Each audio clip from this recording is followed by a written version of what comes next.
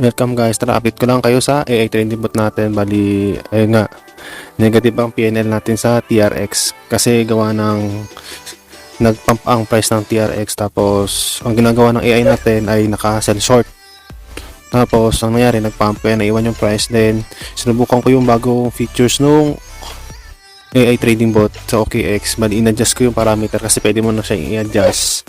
Kaso ang nangyari, nag-iba yung sentiment ng AI natin, naging long siya, puro long ang ginagawa niya ngayon, kaya yung price ay, yung ating price action ay bumabagsak ang ating PNL. Kaya ayun lang, at least nag-try lang tayo, at least nakita natin yung mga possibilities na pwedeng mangyari sa ating AI trading bot natin. Ayun lang, sensya na guys, ngayon lang ako nakapag-update, medyo busy lang kaka-edit kasi may tinatry ako at inaaral din. Ayun lang, yung wala pang mga OKX dyan, nasa description lang yung link para diretso na kayo sa website nila para hindi na kayo maligaw. Ayun lang. Always remember, friend is a friend. Bye bye.